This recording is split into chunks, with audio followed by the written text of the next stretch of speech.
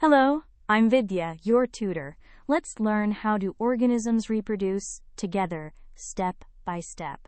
Reproduction keeps a species going. We'll compare asexual and sexual reproduction and see how plants reproduce. Asexual reproduction needs just one parent, and the offspring are identical copies. Examples include binary fission in amoeba, budding in yeast, and fragmentation. Sexual reproduction involves two parents. A male and a female gamete fuse in fertilization to form a zygote. Because genes mix, the offspring show variation, important for evolution. In a flower, the stamen is male and the pistil female. Pollination carries pollen to the stigma.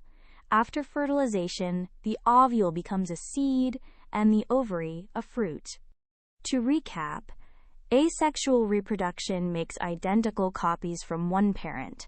Sexual reproduction mixes genes from two parents giving variation, and flowering plants reproduce by pollination, then fertilization. Well done! Great work! Keep learning with Vidya and visit CBSETest.com for free lessons, worked examples, and practice tests.